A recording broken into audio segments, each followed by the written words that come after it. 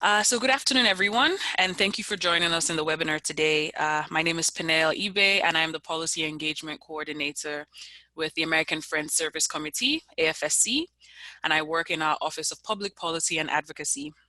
If you're not too familiar with AFSC's work, in multiple countries, we work to address the economic and political drivers of migration while supporting migrant communities. Our immigration programs across the country and in other continents include legal services, training, human rights monitoring, humanitarian aid, immigrant-led organizing, and advocacy for humane immigration policies. Today, we are going to talk about the congressional appropriations process. As immigrant rights advocates, we need to begin making connections between cruelty that is put on immigrants in our communities and the funding decisions made by those we have elected into power. This is one portion of AFSC's work, and AFSC works on a range of issues. Presenters joining me today are also AFSC colleagues of mine, Tori Bateman, who is the Policy Advocacy Coordinator. Tori leads our congressional outreach and policy advocacy as it aligns with AFSC's vision of shared security. And Maggie Fogarty, the co-director of AFSC New Hampshire's program, her work includes organizing coalition building and advocacy for human rights, affordable housing, workers' rights, and ending homelessness. Now, without further ado, we will just watch a quick video that sort of grounds us in why we're here today and highlights the urgency of the issue at hand.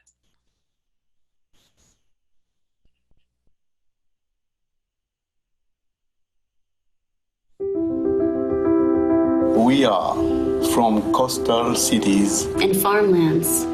We are from border towns, de pueblos fronterizos, from southeast and southwest. We are from communities all across the nation. Comunidades de alrededor de la nación. All across the nation. We're first generation, second generation immigrants. Inmigrantes de primera y segunda generación. We are parents and caregivers. Our families have just arrived. We have been here for generations. Hemos estado aquí por generaciones. We want no walls between us. No walls. Ningunos muros entre nosotros. No walls between us. No loved ones in detention. Familias en casa con nosotros. Our families home. Every year, the U.S. government spends billions on militarizing our borders. Y en la detención y deportación de nuestras comunidades. That's why thousands of us, miles de nosotros alrededor del país, estamos uniéndonos against white supremacy and fear-mongering. Together we reject the constant growth of immigration and customs enforcement, ICE, and Customs and Border Protection, CBP. Dos agencias que son cómplices directos del abuso y la muerte de miles. complicit in the abuse and death of thousands. These agencies tear apart families and terrorize our communities.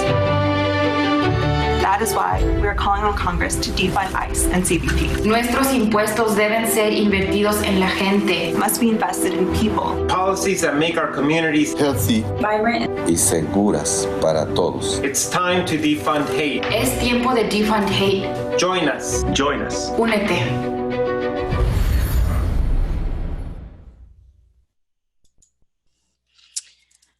So, what do we know? What have we seen as immigration advocates across the country? We know for a fact that our communities are under attack and have been for a long time. This has gone on for decades. It has stemmed on longer than the Trump administration. And we have seen the draconian policies that have criminalized migration. For decades, ICE and Customs Border Protection, CBP, have separated countless families, caused the deaths of people seeking refuge, and terrorized our communities. We have seen an increased number of detentions and deportations. Currently, ICE is detaining over 49,000 people on a daily basis. On an average, almost the size of the population size of New Orleans is detained, separated from their families, and left in cages in ICE's custody. In the past decade alone, there has been more than 4 million deportations. If you look at this chart here, we can see that between 2003 and 2019, the number of detained people in ICE has more than doubled. Yet, ICE and CBP have remained unaccountable to the courts, to our community, and to Congress.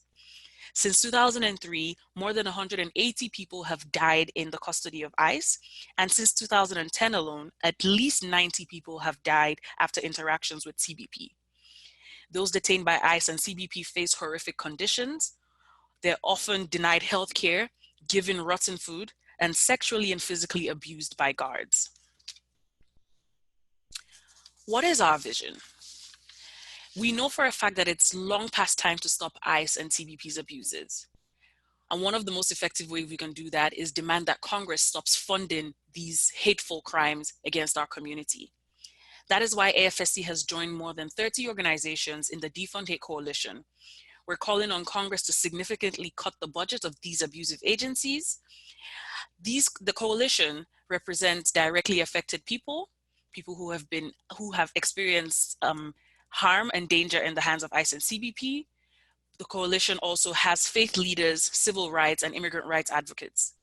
Together, we're working to influence the appropriations process, and we are lobbying Congress to steer away from funding ICE and CBP and towards programs our communities need to thrive. As an organization, AFSC is committed to multiple things. We're committed to demilitarizing our border communities and abolishing ICE in order to stop the detention and deportation of all people. We firmly believe that no one should be detained or deported. We also see defunding ICE and CBP as a key step as we work to that ultimate goal of abolishing ICE and breaking down this massive deportation and detention machine that has gone on for years. We call on Congress to affirm a vision of inclusion, abundance, and beloved community. We ask that they diverse from mass incarceration and immigrant detention, and diverse from agencies and systems of deportation and border militarization in our communities. But making these demands is one thing. We must also understand how Congress makes funding decisions that lead us to cases where ICE and CBP are operating at such a level. We hope that at the end of this webinar, you are able to make connections between detention and deportations in your communities and the funding decisions that are made in Congress by your representatives and senators. We hope that you will learn how the federal budget and appropriations process works. And we also hope that you identify what power you have to influence budget and appropriations processes. And with that, we'll get started on really the meat of the issue. It is known for now that Congress controls the purse. They make decisions about how we spend tax dollars that are brought in. They make decisions on how the government operates. They make decisions on how money that is used to fund education, healthcare, military, roads, infrastructure, parks, varying programs. They also make decisions about how Department of Homeland Security that houses ICE and CBP, they make decisions around how that operates and how that is funded. Let us take a quick look at the illustration of how Congress decided to spend our taxes in 2018. As we can see here, $20.8 billion was spent on immigration enforcement alone. This number is totaling ICE's budget and CBP's budget. This includes detention and deportation activities in just 1 year. And I want us to just take a look also at how much Congress otherwise committed to programs that we think improve the quality of our lives and strengthen the lives of our communities and the bond of our communities and the stability of our communities. The Social Security Administration is at $12.9 billion, community health centers at $1.63 billion. Environmental Protection Agency, as we see a rise in climate change and the issues that come through that, is just $8 billion. Childcare, $5.2 billion. But immigration enforcement, the separation of families, the treating of immigrants as less than human, is awarded $20.8 billion in 1 year alone.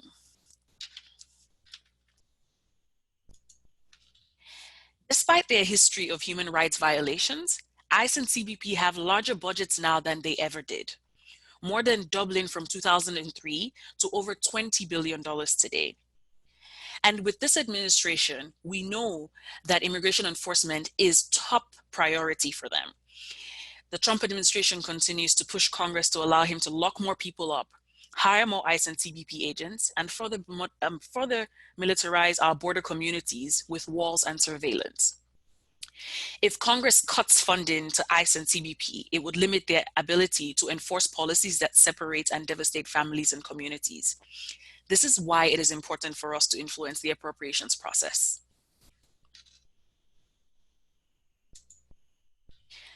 What is the appropriations process?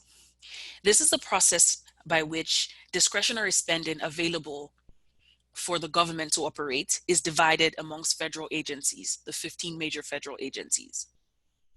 This process is led by the House and Senate Appropriations Committees, and it has to happen every year, if not, the government does not get funded. Each year, the president requests from the Congress funding amounts for each agency that as it matches up with their priorities. In this cartoon here, it shows representatives of the White House asking the House Appropriations Committee for $765 billion, and with the caveat that they will explain later. This is what we see. The president can demand any and everything, but he or she has to bring that to the desk of the Appropriations Committee, and they then decide how the government gets funded. This chat here shows us the process that happens in Congress with the Appropriations Committee. It's a very simplified chart, and we will go into further detail, but I want us to just make note of the two blue boxes. The top box that shows us that the president is submitting a budget request to Congress, and the final box that says the president signs the appropriation bills into law. Between early February and October 1st, a range of activities happen in Congress in partnership with the president's office to make sure that the government gets funded in every fiscal year. And we're going to go through what exactly happens, who makes decisions, what processes go on, and where we can influence the decisions that are being made. Before we start, I want us to just look at the fiscal year 2020 budget request from the White House. Like I said, the president can bring forward a budget request, but Congress is not obligated to fund it at the levels at which the president has requested. In the 2020 budget request, the White House requested an overall 19% increase in funding for ICE and CBP. $8.6 million for border wall construction, $192 million to hire 750 more Border Patrol agents and other staff in ICE and other parts of the DHS, the Department of Homeland Security. They're requesting funding to detain 54,000 people a day, with a started goal of increasing to 60,000 people, with goals of 10,000 people in family jails. And they're also requesting ways and mechanisms in which they can increase the costs of immigration services like DACA permits or visa applications, so that they can use this extra money to continue to enforce immigration, to put more ICE agents in our communities, to separate more families, and to deport and detain more people. 54,000 people, like I said, is the equivalent of locking up the entire population of New Orleans over the course of a year. The question is, if Congress does not answer to the government and is not required to fund things at this level, who then do they answer to? And why have they not, in the past decade or more, been reflecting the values and vision that we have for our community? We are constituents. We're the ones who lobby Congress because we elected them into power. Yet we see a very, very, very big difference between our goals and our dreams for our community and how Congress makes funding decisions. And so we'll start with the process in Congress. First Monday in February, the president has to put the budget request out and send it to Congress. This budget request, like I said, aside from DHS, has a funding plan for other agencies in the government, 15 major agencies. This outlines how much the executive branch believes it will need to operate over the next year. When you watch the State of the Union and you hear how the president outlines priorities, this is the monetary version of that statement, to say, these are my priorities for this country this year, and this is what and how much I will need to fund it. The president's budget is then sent to the House Budget Committee and the Senate Budget Committee. During this moment, an overall budget number is set in these committees. They go through hearings, they go through markup, They look at the funding, and then they decide on what you call a 302A allocation. This 302 allocation sets the total amount of money for Congress to spend on the 15 agencies. The Senate committee and the House committee sometimes disagree on how much they want in the 302A allocations. When they have disagreements like this, they come to conference and hash out their differences and the differences in the way they want the government to be funded. And they pass a conference report, a budget resolution, if you may. And the budget resolution is what determines the discretionary spending caps, 302A allocation.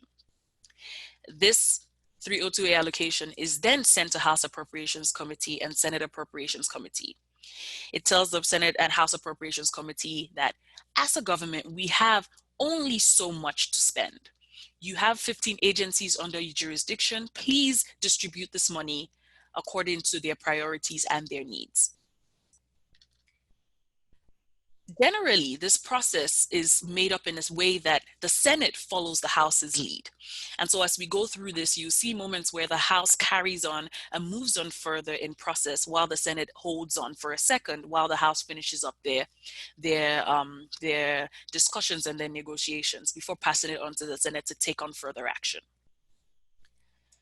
So in the House Appropriations Committee, you have 12 subcommittees. These 12 subcommittees are charged to distribute the 302A allocations between the 15 federal agencies. They have to spend the overall budget between these federal agencies and are in charge of producing 12 spending bills to fund these agencies. So for 12 subcommittees, we have 12 spending bills. For clarity and for what we are focused on today, we will focus on the Homeland Security Subcommittee. This subcommittee is charged with funding DHS, the Department of Homeland Security, and thus ICE and CBP. So in the 12 subcommittees, other agencies are undergoing their own funding negotiations. DHS is being handled by the Homeland Security Committee. The amount assigned to each of these 12 subcommittees is known as a 302B allocation. So the Homeland Security Committee gets a 302B allocation, and that allocation is what then they decide to distribute amongst the agencies between DHS. So they decide how much ICE gets at this moment, they decide how much CBP gets, how much TSA gets, how much FEMA gets.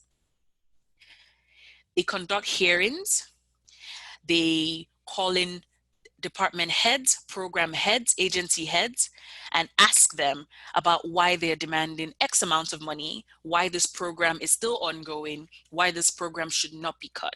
So at this stage, during these hearings, the departments have to defend the budget request that the president made. Once they're done with that, the subcommittee takes all this information, marks up a bill, they draft it, they amend it, they go back to each other for consultation. And once they're done with the markup, they send it back out to the full Appropriations Committee. So at this stage, we should have 12 bills from 12 different subcommittees going back to the full committee for some more markup or some more amendments if needed.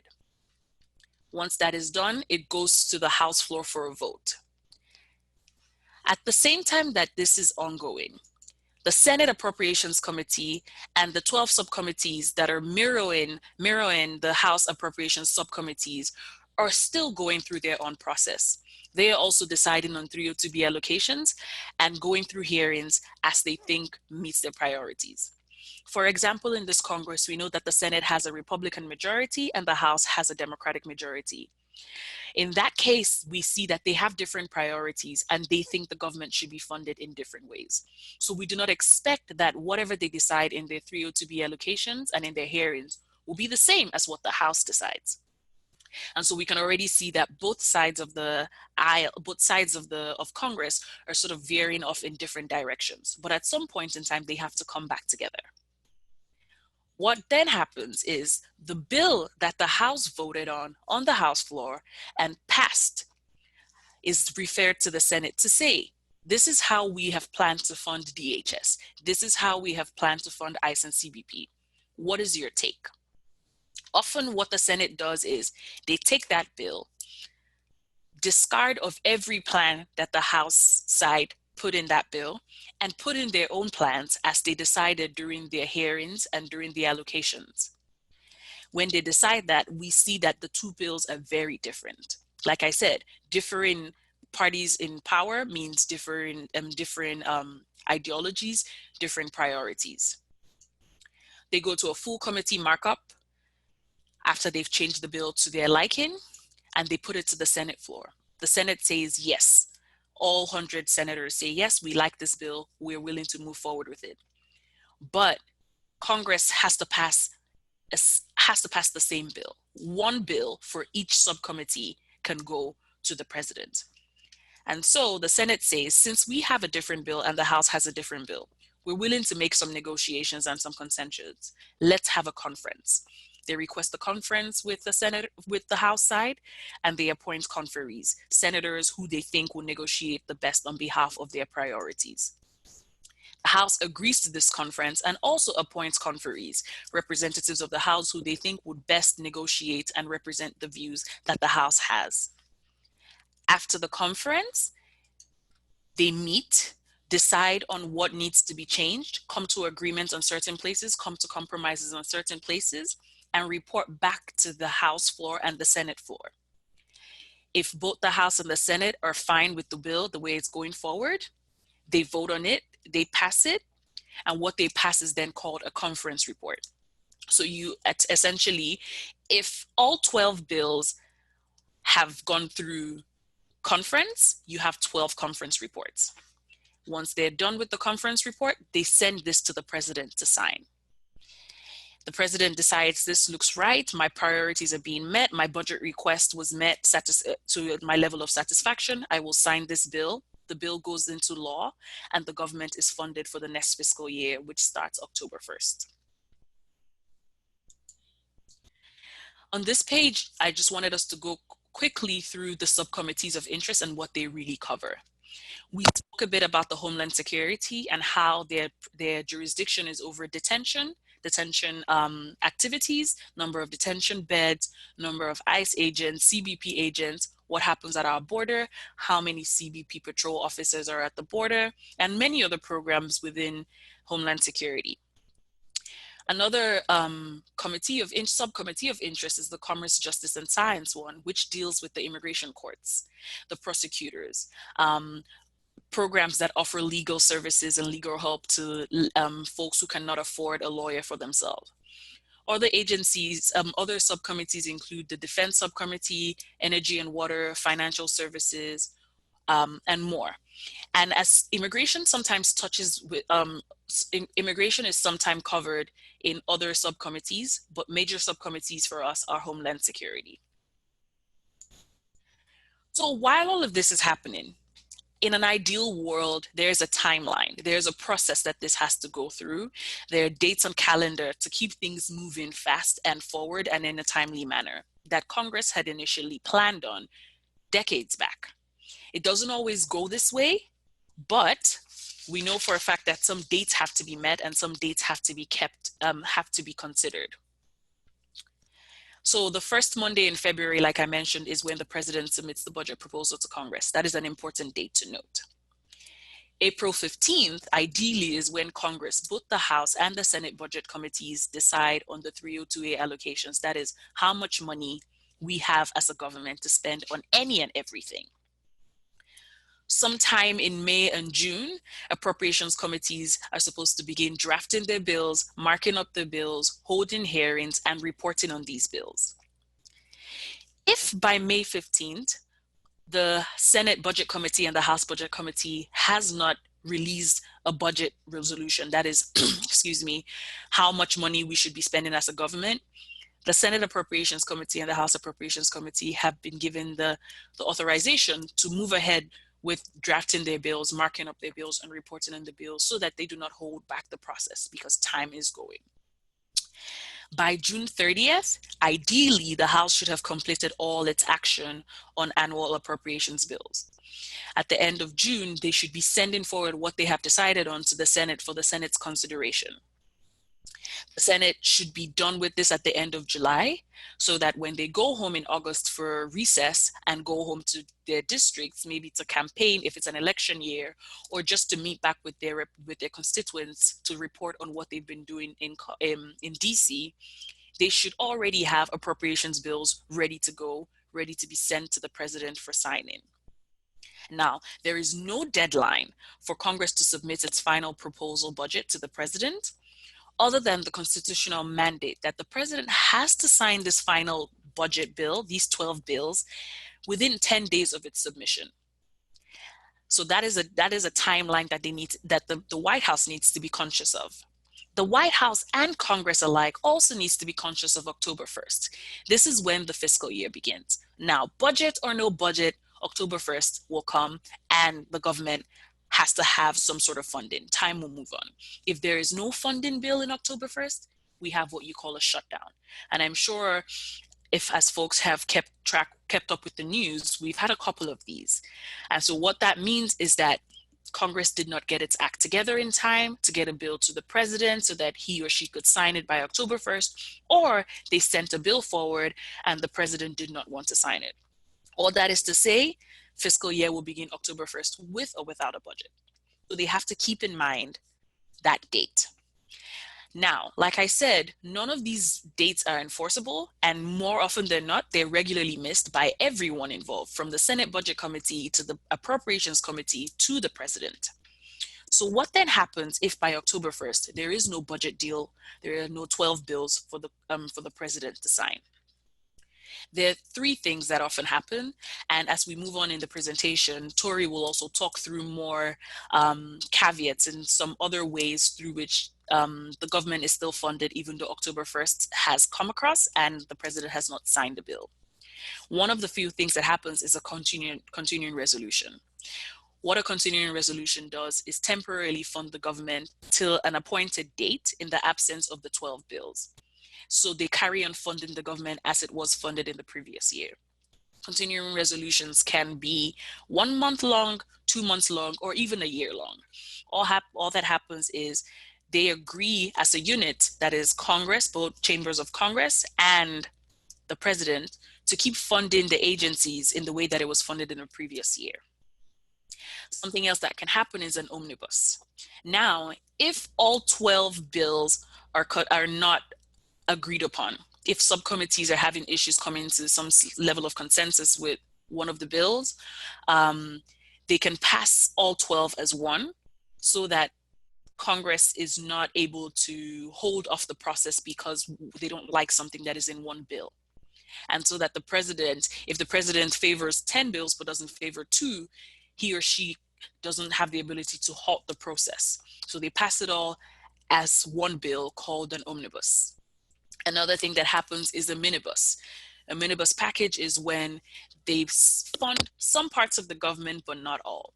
So maybe 6 bills are passed out of committee, go to conference, and the president signs, but the other 6 they have not come to agreement on. And so what happens is there's a partial shutdown. Some parts of the government are functioning. Some might then have a continuing resolution while negotiations are ongoing. So really, within these 3 things, Congress and the president can come to agreement to create a hybrid, a crumnibus, if you will say, of some parts of the government are under continuing resolution, other parts are working with new funding bills.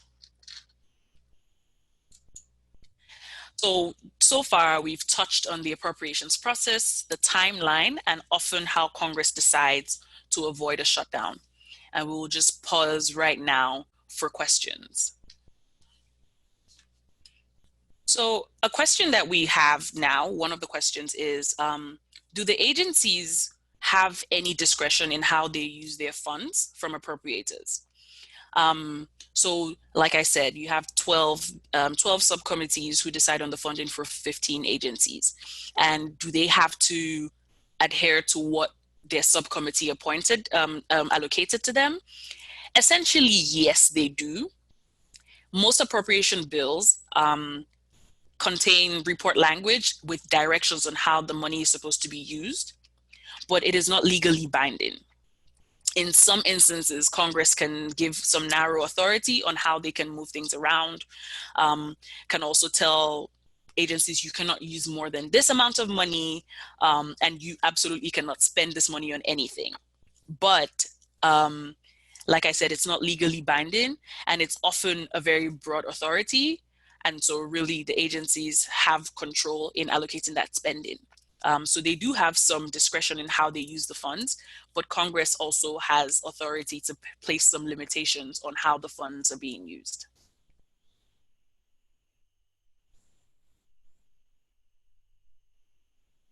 Do we have any other questions? And we will have room for more questions as we go on with the presentation.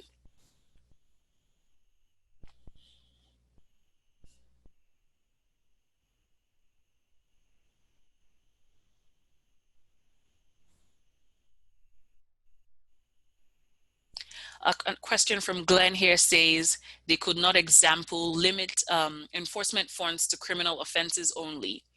That is a very detailed technicality that they could include in the guidelines of the funding bills.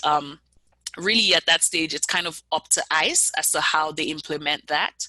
And Tori will talk more about how ICE and CBP, for example, use their funding on certain things, and how we're able to, if Congress puts a limitation on the funding, how we're able to tell if they followed through with that limitation, instruction. So they could limit enforcement they could limit the funds for quite a number of things. It's up to Congress to put that in. And it's also up to Congress to decide how strict they want it to be or how relaxed they want that limitation to be. I hope that answered your question, Glenn.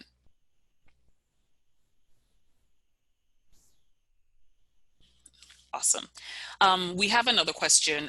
This is, what is the difference between appropriations and authorizations? So really, the authorization bills, which sort of goes on aside from the appropriations process, creates, extends, or makes changes to programs and specify sort of how much money they could spend on a program. So for example, an authorization bill could create a program like Remain in Mexico. They could also make changes to the law as to how it applies to that, and could give a ballpark figure of how much they should spend on such a program. Now, until it is put in an appropriations bill, no money, no funds will be used for that program. So they have to work in tandem.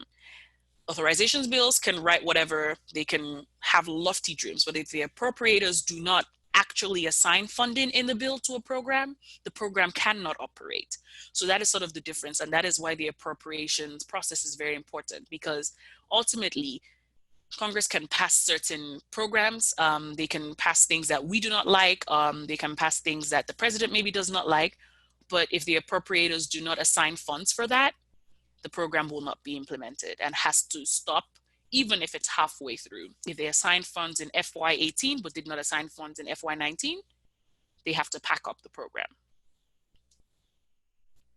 That's a good question. Thanks for asking. Any final questions?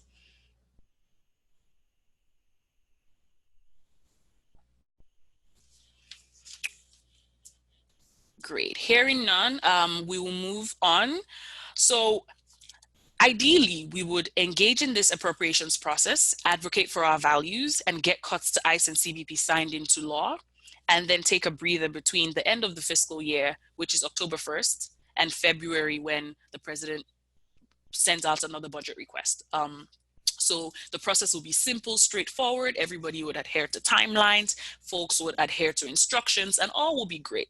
But we know that is not how Congress works. If you've had any familiarity with Congress, it's always chaotic. Things are upside down. Folks are never sure what's going on. What's even more is that ICE and CBP have taken advantage of this inability to stay on time and to do things the right way, and have complicated the process, not just for Congress, but for us advocates who are trying to make sure that Congress does the right thing and stands by our communities.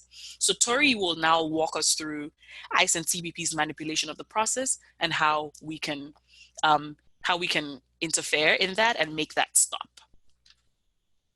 Yeah, hey everyone, this is Tori. Like Panel said earlier, I am a policy advocacy coordinator here at AFSC, and glad you were all able to join the webinar today. As Panel just noted, Panel has shared what a proper appropriations process looks like, and I have the pleasure of getting to share with you what's actually been happening with funding for ICE and CBP. These agencies have found a variety of ways to manipulate the appropriations process in order to increase their funding and therefore increase detention, deportation, and all of the other harmful immigration enforcement activities that have been hurting our communities. These strategies have included asking for extra lump sums of money. They've been getting more of their money up front, and they've also been stealing money from other agencies. So in the next couple of slides, I'm going to walk you through how each of these strategies works. And then after we go through what they look like in practice, I'll share the solutions that we're asking for. So one of the ways that immigration enforcement agencies have found to get extra money is through what's called supplemental funding. This is extra money that is given to an agency outside of the normal appropriation cycle.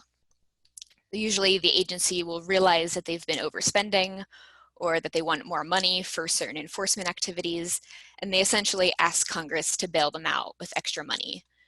An example of this would be the Emergency Border Supplemental Funding Bill that was passed over this past summer. The money was sold to the public as a way to make conditions better for migrants at the border, but in reality, it increased the budget for enforcement activities.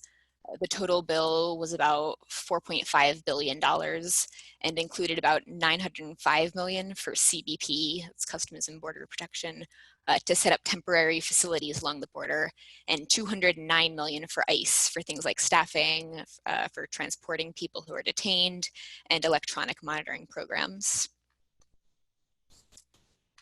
Another thing that ICE and CBP have taken advantage of is the Department of Homeland Security's ability to transfer and reprogram funds. This is when money is moved between accounts or used for a different purpose than was originally intended.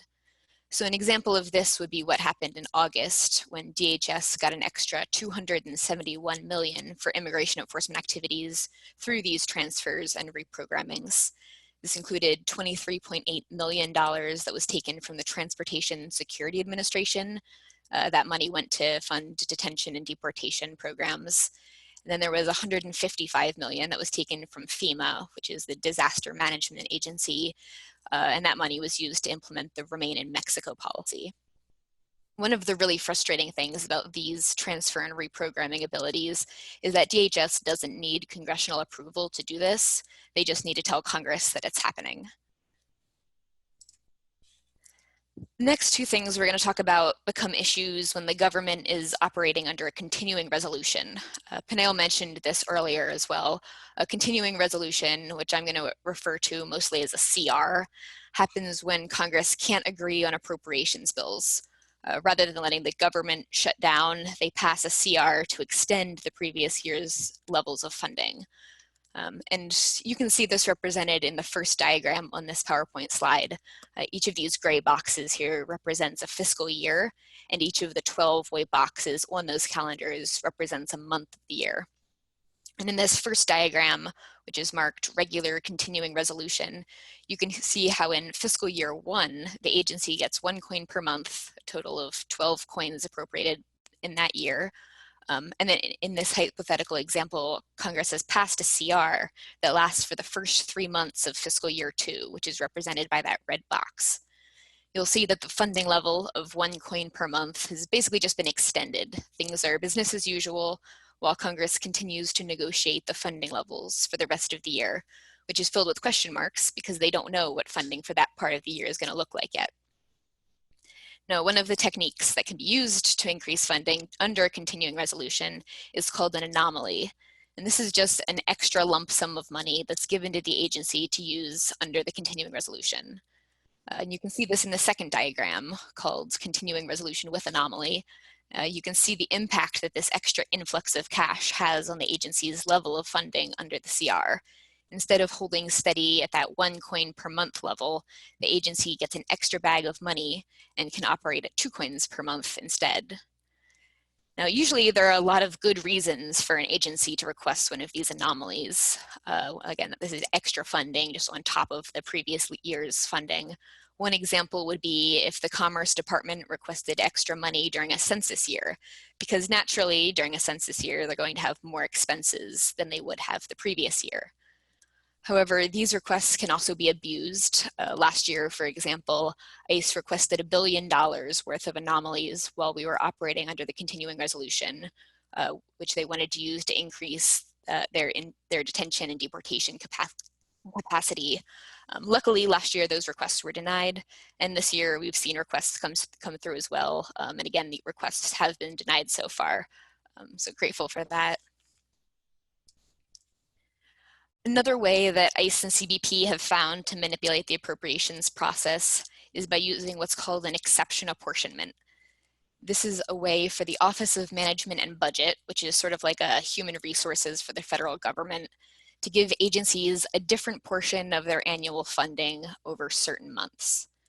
So typically, an agency will get their annual funds distributed to them in equal amounts each month. And you can see this represented in the first diagram on the PowerPoint under the title Regular Apportionment. That year, the agency has been appropriated 12 coins, and 1 coin is dispersed to them each month. When they're granted an exception apportionment, they can get more money up front. However, this means that they're going to have less funding to draw from in the future. And you can see this represented in the second calendar there, where the agency gets 2 coins per month for the first 3 months of the year, but is less money to work with for the rest of the year because they front-loaded the money in those first 3 months. And there are plenty of good reasons to have this sort of process as well. For example, FEMA, which does emergency management, might request an exception apportionment during hurricane season because a lot of their expenses are going to come during that time of the year, and they'll have fewer expenses during the rest of the year. However, ICE has been exploiting this ability during continuing resolutions. Remember that when we're operating under a CR, we don't know what funding will look like beyond the expiration date of that CR, because the expectation is that Congress is going to have passed a new appropriations bill. So what fiscal year number 2 in this example actually looks like is this. And for those of you who may not be able to see the PowerPoint, a red box just appeared over the first 3 months of fiscal year number 2. This is the same hypothetical situation, but in the context of a continuing resolution. And as you can see, now in fiscal year number 2, the agency has been given an exception apportionment and can send 2 coins per month. However, we don't actually know what the funding is going to look like for the other 9 months because they're still negotiating the bill. Thus, all of the question marks that just appeared. During the time of the continuing resolution, ICE can ramp up their enforcement activities. They can increase the number of people that they're keeping in detention.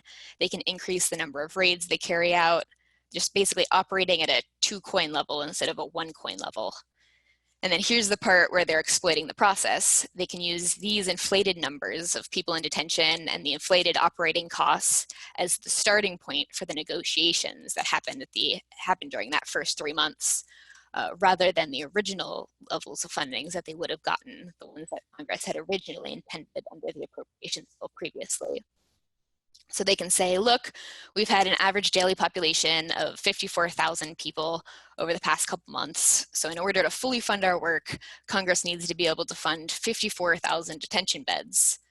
And essentially, with an exception apportionment, ICE and CBP can increase the amount of money they spend each month under the CR, increase their enforcement activities, and just use those numbers, use the amount that they've ramped up as the starting point for the negotiated bills that come afterwards. So that's an exception apportionment. I'm going to open it up for questions for a second here. Just as a reminder, we've gone over the 4 different ways that ICE and CBP can manipulate the appropriations process. That includes the supplemental funding, the transfer and reprogramming ability, anomaly requests, and exception apportionment. Are there any questions specifically on those 4 items? Sorry, we have a question from Glenn. She says, any limitations on transfer and reprogramming? Yes, so there can be limitations on transfer and reprogramming, but there are currently not.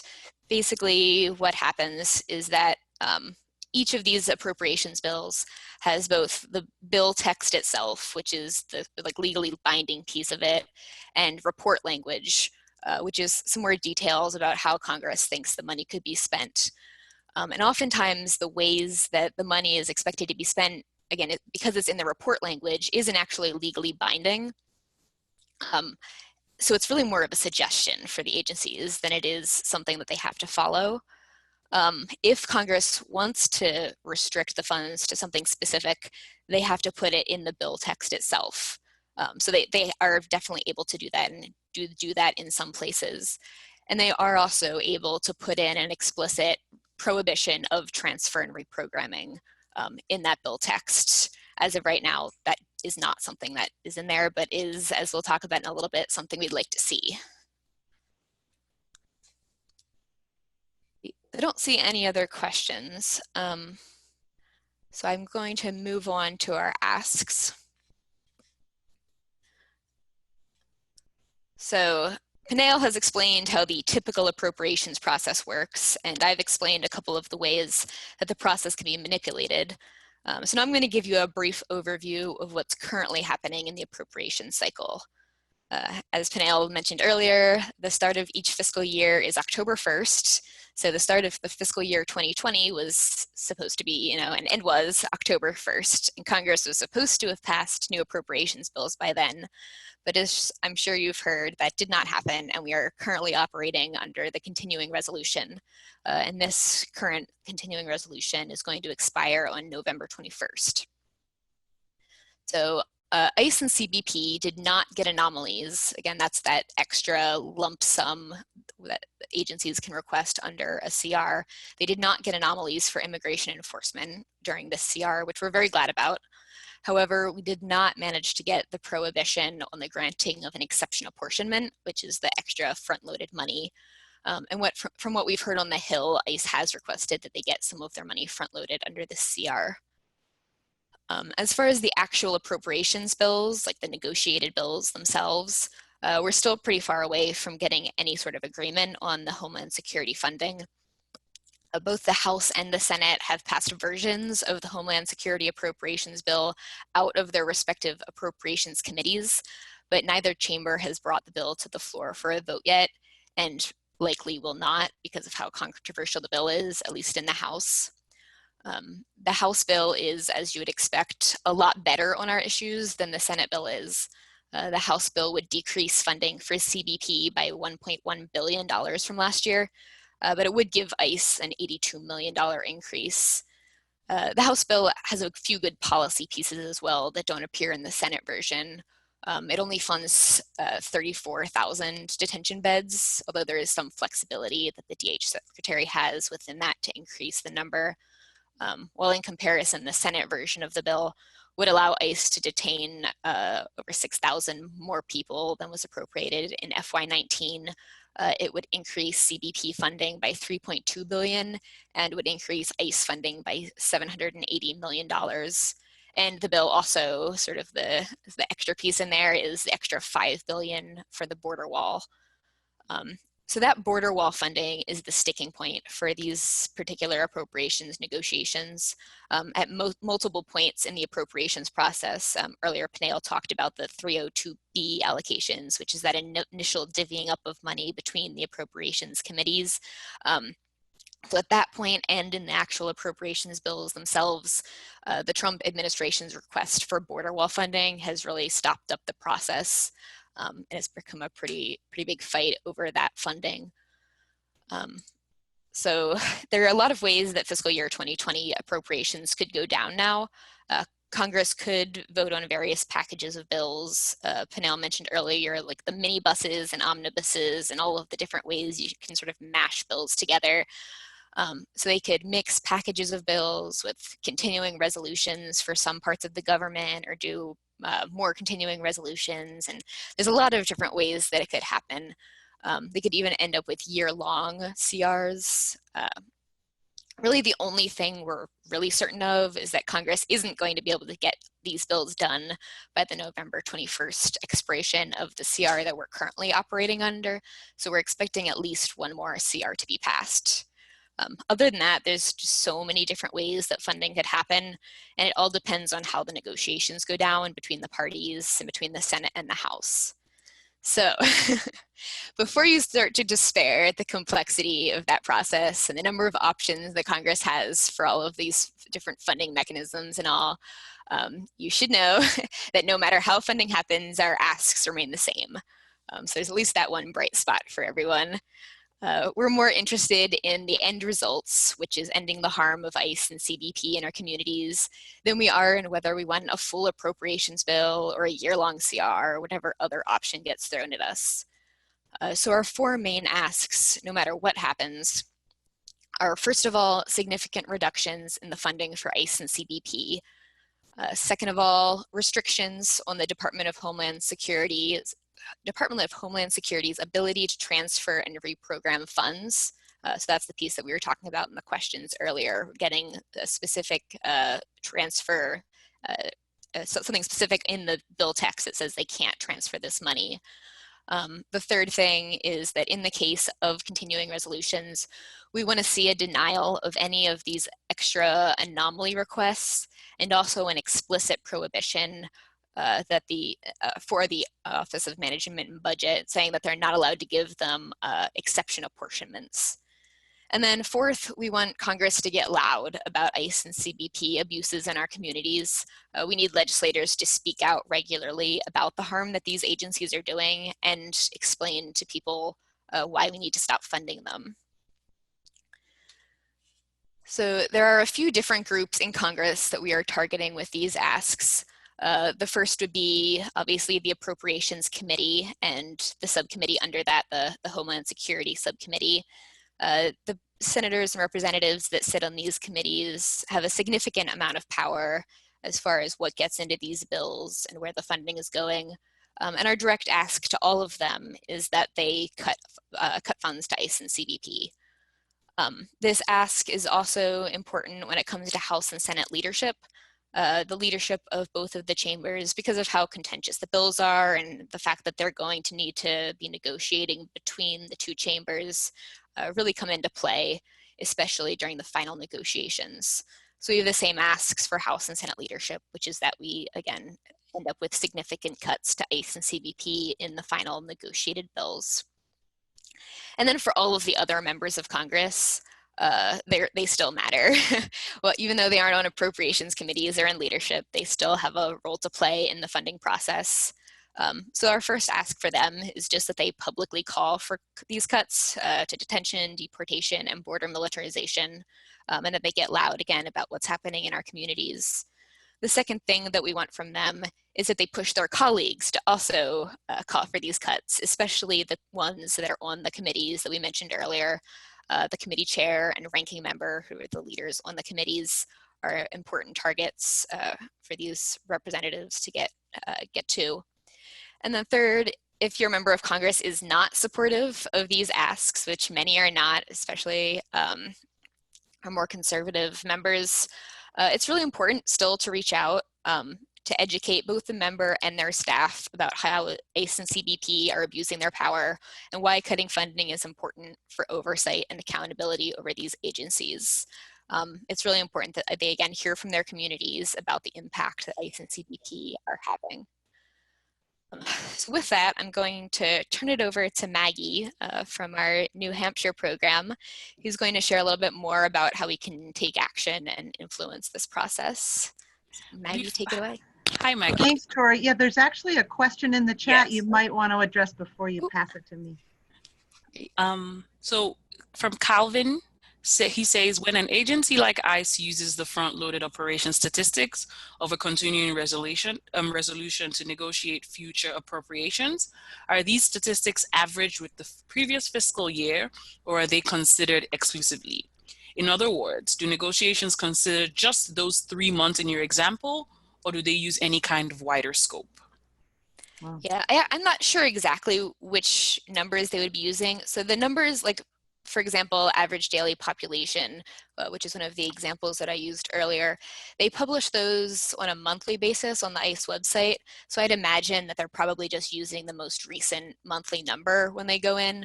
But they also, I mean, there's a variety of ways that you can manipulate that data to look at it over a year or over a certain season. But usually the most recently updated statistic is like the previous month.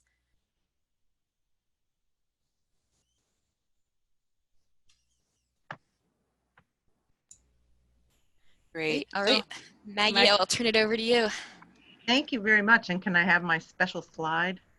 Yes. There it comes. There you are. So Peniel and Tori asked me to speak because the AFSC New Hampshire program is part of a dynamic statewide Defund Hate team. And perhaps many other folks on the call are also engaged in either a citywide or regional or statewide team. And so it just seemed important to focus on what can happen at the local level, because I think all of us are on this call to get clearer on the sausage making process so that it can sharpen our local advocacy. So I just want to say a few things to set the New Hampshire context. So surprise, surprise, New Hampshire is a small state. We only have 4 members of our congressional delegation, and we're a state in which one can quite readily get access to congressional staff, and even up close to members when they're home in the district. So we try and use that to our advantage. All of our congressional delegation are Democrats, and because lots of us work on more than one issue, there's a sense in which our congressional delegation members are our friends on a number of issues of concern, including access to health care, for example, or a federal budget that invests in human needs programs, et cetera. But consistently, all 4 of our delegation are voting to increase funding for ICE and CBP. And except for some periodic advocacy to strengthen accountability for how people are being treated in the CBP holding centers at the southern border, they really have never spoken up in favor of real accountability for ICE and CBP and how they're using the public money. So, and we've got some powerful, we have a senator on the Senate Appropriations Committee. We have another senator on the Senate Homeland Security Committee. So we feel like we have an obligation to try to get them to move into a role of, well, ultimately of being champions for immigrant rights. And so it's a different dilemma than if we had strongly anti-immigrant members of Congress, and those would be some different approaches, but it's still challenging. It's challenging when they travel to the border, as I think all 4 of them have, and speak up in press conferences and articles on their website about how horrified they are by the conditions and by the reality of family separation.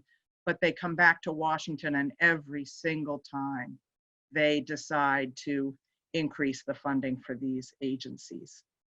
And one of our messages to them is, you know, we know how the math shakes out in Congress. We know what's not happening in the Senate right now because of the leadership and the majority there, but we want you to get caught trying. We want you to say the fighting words and call for a budget that is more humane. And put it simply, we want you to stop writing the checks for the atrocities that we are seeing, not just at the border, but in our communities.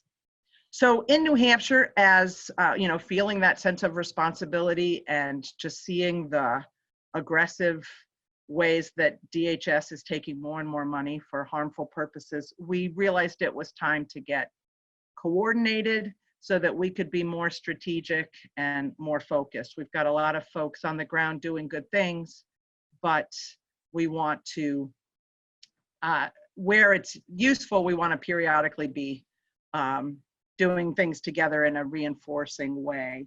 So we sent several of our local partners have gone to Washington, D.C. for the Defund Hate gatherings, including 5 immigrant community leaders who are really important leadership structure for this movement. We got to take part in a dramatic action in the Senate Russell, I believe it was, Rotunda, which was very energizing and happened to be really well timed. We have monthly calls as a broader immigrant rights network, and Tori and Panel will frequently join our call for a 15-minute federal policy update so that we stay sharp and up to speed on what's happening in DC. And we're just trying to create a learning environment where we're learning about the beast of this process. We are sharing notes when one or another of us get a meeting with congressional staff, when one or another of us encounter a member of Congress or receive a form letter response to a petition or something like that. So just trying to build community. So how can we take action? There's no way through this that doesn't involve calling, visiting, sending messages directly to our representatives and senators. And in New Hampshire, we know that in order to do that, we have to develop strong relationships. So we invite congressional staff to our many actions, to our meetings. We call their office a lot. We are always invitational so that the doors, we're trying to open as many doors as possible.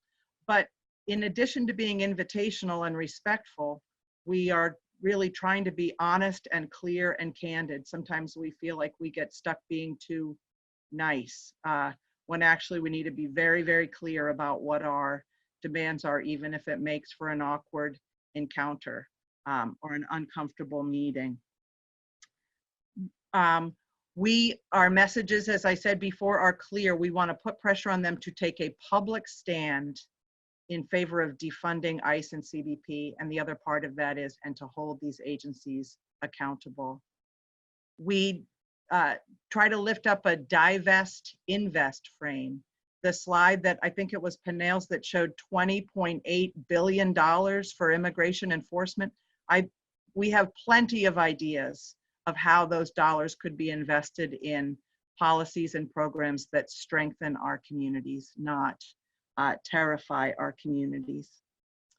And we encourage people to participate in various organizations' calls to action. So there's one coming up on November 13th that we'll be sending information out to all of you after this call. We've heard from our members of Congress that when they get more than a handful of calls on a single day on an issue or during a certain time period, like a week on a certain issue, it really does make them pay attention. So even though it might seem like a mundane thing to do, we hear directly from them that it has an impact. And we also try to be visible wherever our members or their staffs are going to be. I mean, we get to take advantage of showing up at the New Hampshire Democratic Party convention, or outside of a town hall meeting, or we just had a 4-day immigrant solidarity walk this summer in August, over 4 days.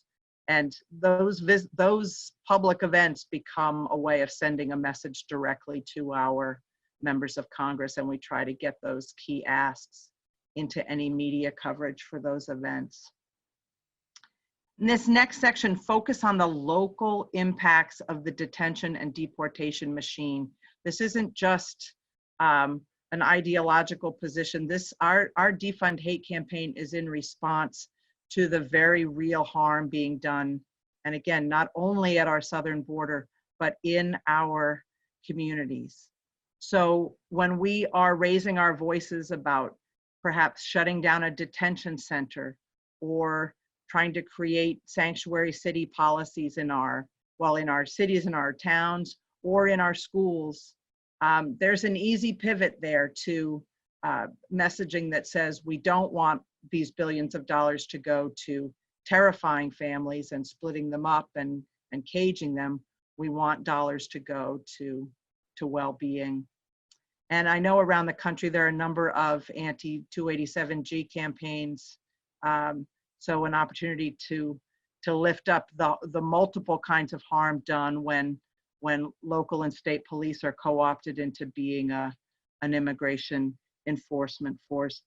In New Hampshire, we tend to focus on examples like the Customs and Border Protection checkpoints on our highways and the increasingly aggressive activity by plainclothes CBP officers in the interior at that very edge of the 100-mile border zone, picking up workers simply for being at their construction jobs. When we do twice monthly vigils at our federal building when people have check-ins, the 2.3 million people nationwide that are currently checking in with ICE on sometimes a monthly basis. We use those gatherings to educate the faith community members and others, even congressional staff who come, that these are our talking points, that we have to stop funding this machine. So it's important to draw attention to the local impacts as we make these demands.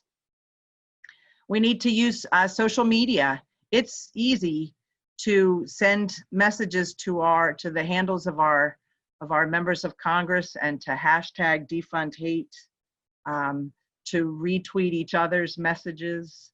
That can just be a constant, steady stream of messages through social media and through our Facebook pages, tagging their official pages. And then lastly, to join in the local and national organizing efforts. We have many great partners in this work. So there's lots of ways to show up and to strengthen this message. In New Hampshire, we've been focusing on how do we make sure that more and more and more people can carry the Defund Hate message on their own, that it isn't just a core group of 4 or 5 folks in the know or who are policy experts, but how more and more people can fold these important talking points and demands into their conversations with their elected officials. So we are always trying to bring faith community members along. We've got a 400-member state legislature, and we found a number of them are really receptive to this messaging of Defund Hate. And they're a part of the party infrastructure in New Hampshire, the Democratic Party infrastructure, so they can help send that message in an inner circle to our electeds. So there's lots we can do, and I hope folks will continue to reach out for materials, to suggest the kinds of materials that would be helpful in your local work, but in particular to connect with folks in your city, your region, your state, so that you're working in a coordinated way. Thank you very much, Maggie, for that explanation and grounding of how this looks at the local level, how you have been engaging with federal work, and also just explaining how this is important to your community. I think it's also important when Maggie said that a lot of the important things for them is also having immigrants who are leaders themselves. Across AFSC's offices, we make sure to have our immigrant leaders join us in these training spaces, and so that they can go back and lead the activities and the actions themselves, and take a position of power rather than a position of victimhood, as ICE and CBP would like them to. So we have a couple of questions in the chat, and thank you for folks who've been engaging already. Please feel free to join in. We have 15 more minutes to go, so we would like to get through this. If there are any questions that we do not get through before the end of the briefing, we will send answers to them in the follow-up email as well. So a question from Glenn is, any insights as to why Democratic members of Congress seem to favor CBP and ICE? It seems contrary to general party position and even event the needs of the state. So Glenn, this is from my opinion and from what I've seen, is that it really differs depending on the offices you go to. Some offices see CBP as more than just immigration enforcement. They think customs activities, they think of the border and securing the border. And, you know, when you talk to such offices, you have to then, you meet them at a stage where their narrative and their understanding of security is still very archaic, and it's still very it's still other. It's like us versus them. And so really that's where we start from when we when we see that they vote for more money for ICE and CBP, and why they favor them is that they do not see ICE and CBP from the way we know them to be, as inhumane, as callous, as operating under impunity. They're yet to see those sides of ICE and CBP, and that is a big piece of the work that we're doing, is highlighting those issues, especially within the community. Sometimes it's easy to say ICE is detaining 45,000 people across the country, but it's also more impactful to say in your district at the moment, there are 700 families who have a member in cage in ICE's detention center who's been separated from their family and cannot work and provide for their family. It sort of grounds them. So like I said, they also favor ICE and CBP because they think they're doing work to protect the homeland. That is another narrative that a lot of Democrats favor. America is that kind of a country where incarceration solves a lot of problems, or they think it solves a lot of problems, and ICE and CBP is just an arm of that. And the Democratic Party is not immune. And so when we do our advocacy here, we go to both parties at the same level of education, and we do not expect that anybody is seeing things the way we are seeing things. Another point from Dalit, and thanks so much, Dalit. Dalit is the director of our economic activism program here at AFSC. And for folks on the phone, I will just read out her point. For local and national initiatives, use our Investigate online tool, which is investigate.afsc.org. And this will be in the follow-up notes, to identify companies that contract with ICE and CBP for mass surveillance, detention services, or border construction. You can use Investigate to scan investment or create a divestment ask for schools, churches, state pension funds. So you can contact Investigate at afsc.org for more ideas on how you can target local and national contractors that really keep this detention and deportation machine strong and thriving. So while we come at it from Congress, the lead has been very helpful in spearheading initiatives and ideas for us to come at it from the economic side of things and how to divest from those institutions. And Tori will take Sally's question. Thank you, Sally, for joining us. Yeah. Hey, Sally. So Sally's question is, I am wondering if some congresspersons justify giving more funds in order to make the situation for detainees better, and how you counter that justification. So the big answer is absolutely yes. This is a huge rationalization that Congress will give for piling money on ICE and CBP. And we saw it just this past summer in June with the supplemental funding bill that I was talking about earlier, where people were seeing these images of people in really horrible detention conditions and children in camps and tent cities essentially, and all of these really horrible conditions. And the sort of gut response, responding to these people with compassion was, oh, like, let's send them resources so that they aren't in these horrible conditions, which is a great initial response for people to have. But unfortunately, obviously these are not humanitarian agencies, essentially. That's how we respond. ICE and CBP are not agencies that are meant to be taking care of people. They have very, very specific enforcement priorities. And when we send them more money, what they have spent it on is increasing the number of people that they're keeping in detention, not making conditions better for the people that are already there. They'll use the money, they're doing these huge raids in Mississippi where they collect 600 people in the middle of saying that they don't have enough money to treat people with basic human dignity in their detention centers. So that's the first thing. The second thing would be that, if we want to make situations for detainees better, we should release them and not be keeping people in detention. So it's important to, first of all, when you're responding, note that they aren't humanitarian agencies. They don't want to be doing humanitarian work, and that if we fund them, they will be able, even if we send them money, for humanitarian or for conditions in detention, that can be transferred and reprogrammed into other enforcement accounts.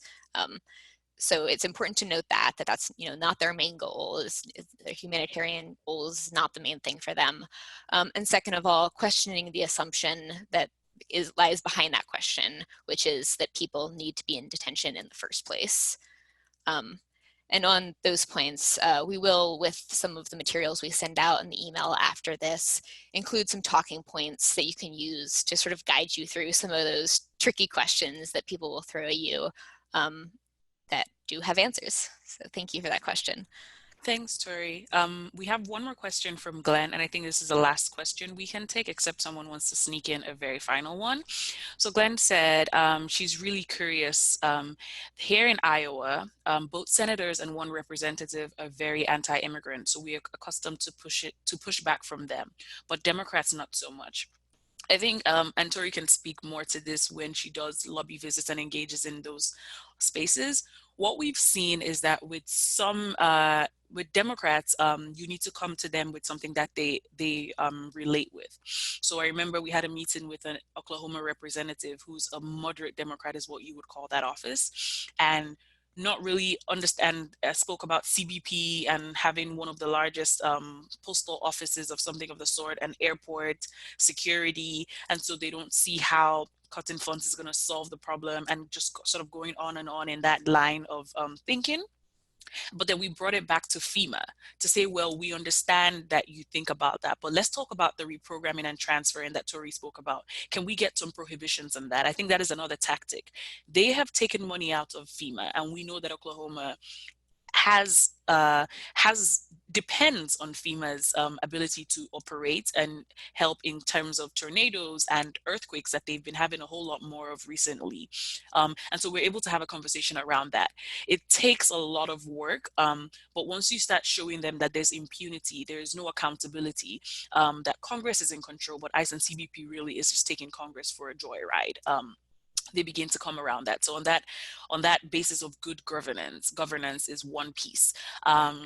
Another example for Democrats is we've had coalition partners who've had to lobby their own Democratic members, and these Democrats say they stand with immigrants, but then having members of the community who have watched that Democrat grow in power from like a state council level all the way to member of Congress to say, the way you represented immigrants in our community in state is not the same thing that you're doing, and we are disappointed. So that's why you want to engage members of your community to come and hold that Democrat accountable to say, this is not just an immigration advocacy organization speaking.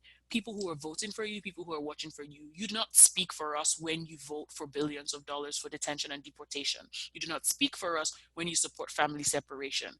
So those are thought processes that you need to take the Democratic Party through.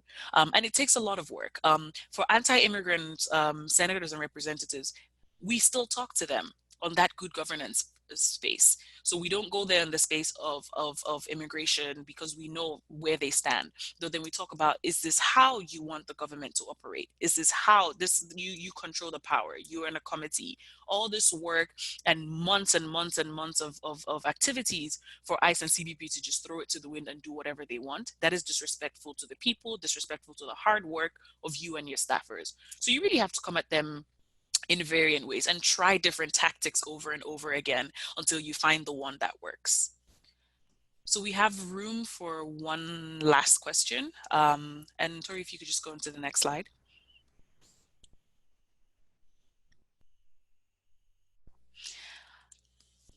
One last question, and I hope Glenn and Sally that we responded to your questions.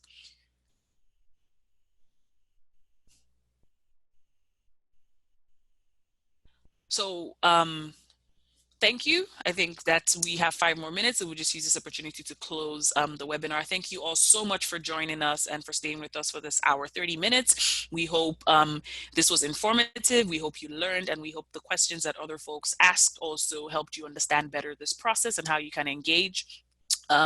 If you want more information on how you can send messages to Congress to cut funding for ICE and CBP, or get some social media graphics and posters for your next action, you can go to afsc.org/defund-hate. And if you just go to afsc.org, you will come across it. It's one of the key campaigns on our page. We also have questions for folks in places like Iowa and New Hampshire that are on the campaign trail for the 2020 elections. If you want to bird dog your candidate and ask them questions relating to this, we have some sample questions there, and how you can question the political candidates as to how they support immigration, how they support immigrants, if they say they support immigrants. My email is pib@afsc.org if you have more questions around engaging policy, offering trainings like this to other folks in your community, other folks in your professional network, or even your congregation. If you're a faith-based person or any other groups, AFSC has a range of resources for different groups, from classrooms to congregations to just casually sitting with friends. Tori's email address is also there on the screen, tbateman@afsc.org, and Tori is very, very in the know of what is happening on the Hill with the appropriations process and with bills that are being passed or introduced that could influence how immigrants in our communities are treated, and their pathway to citizenship. And so reach out to Tori if you have any questions around policies. If you're in DC and you're wondering how to engage in a meeting, or which member of Congress would be the best person to reach out to regarding a specific issue, Tori is more than willing to handle that. In the follow-up email, we will have a recording of this briefing. The PowerPoint will be included. Resources like talking points, some definitions of terms, a very brief abridged version of the appropriations process for reference, and frequently asked questions to help you sort of revisit if you want a refresher on the issues. We also have some leave behinds and some tips on how to talk to Congress people about this issue. And so with that, I say thank you. And any final words from our other panelists, Tori, Maggie? Sure. Yeah, I'll just say thank you all for joining. And to the question about, the Democrats and everyone else and their support for ICE and CBP, I think a huge part of getting them to change their minds is you guys that are on the webinar now. So just want to really thank you for taking the time to learn a little bit more about this complicated process, and really excited to see the impact that your work will have on those members of Congress that we've been working with. So thank you. And I just want to say thanks, Peniel and Tori. I mean, I learned a lot from this, and it's just another tool to strengthen our local work. So I really appreciate it. Great, thanks, Maggie. And so we will promptly end the webinar at 4:30. And so we are awarding you 1 more minute back in your day to do something, to take a breath of fresh air and revel in your power and how we are going to win this fight and protect our communities. Thanks, everyone. Goodbye.